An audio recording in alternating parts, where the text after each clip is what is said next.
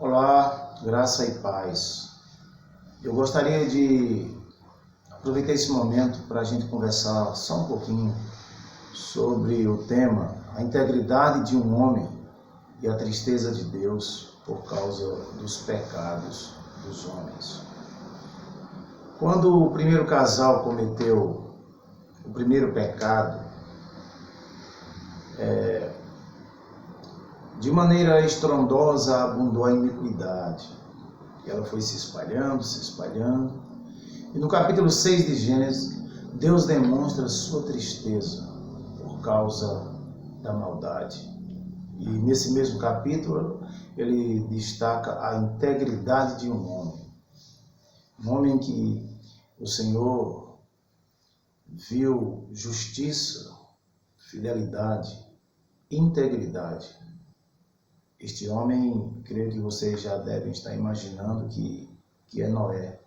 E é exatamente de Noé que eu estou falando, mas também daquela geração pervertida, em que, em meio a todos aqueles homens, aquelas mulheres, praticando todo tipo de atrocidade, estava Noé, um homem justo, um homem obediente a Deus, que obedeceu à voz de Deus sem entender nada. O Senhor ordenou que ele construísse uma arca, porque ia chover muito sobre a terra.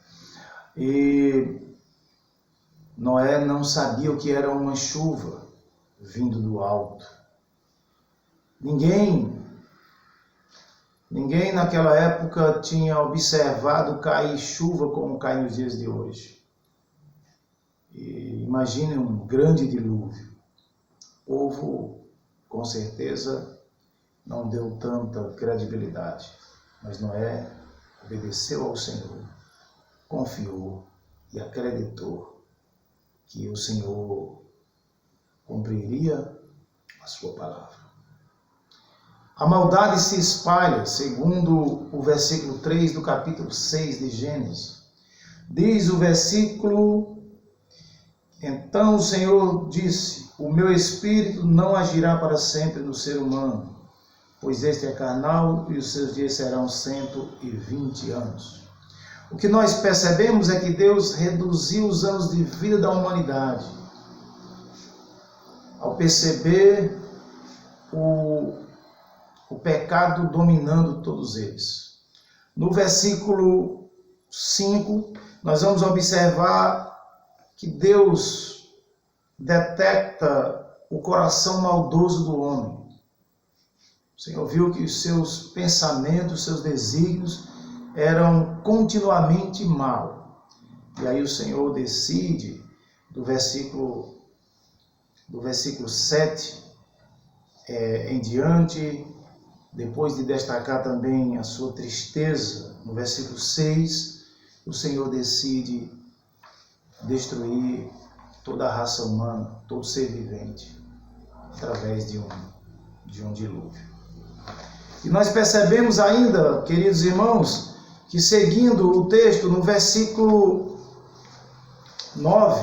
8 e 9, nós encontramos o homem, pelo qual falei agora há pouco, chamado Noé, que recebeu graça. O Senhor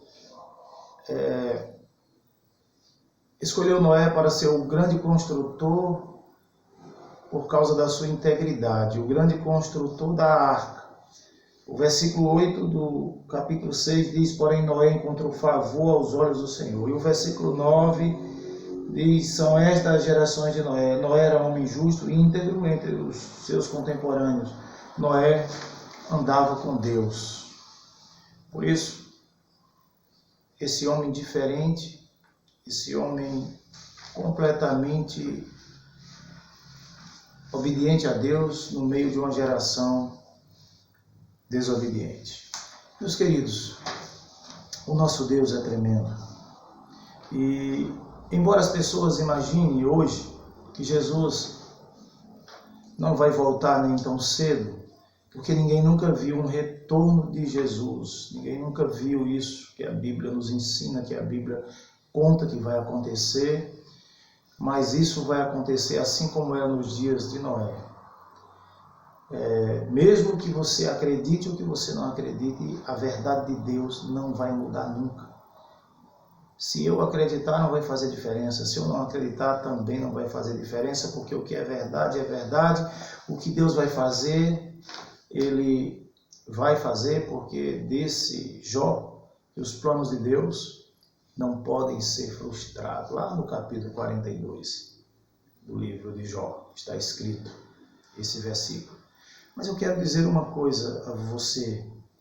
A carnalidade hoje impera da mesma maneira que imperava na época de Noé. O pecado domina o homem, entristece ao nosso Deus. O pecado arranca os privilégios das nossas vidas, arranca mesmo, irmãos. O pecado destrói o privilégio, destrói as coisas